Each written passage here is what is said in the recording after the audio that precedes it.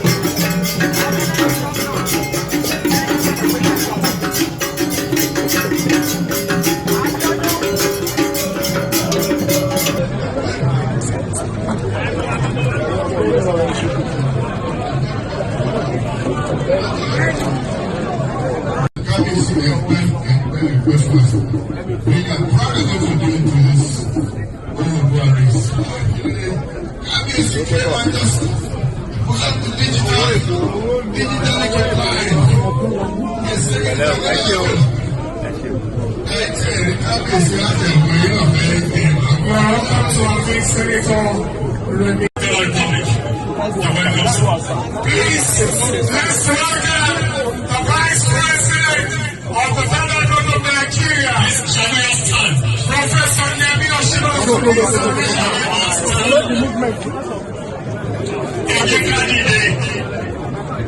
Let me also say as a player that the Federal Radio Corporation of Nigeria is also coming to check out the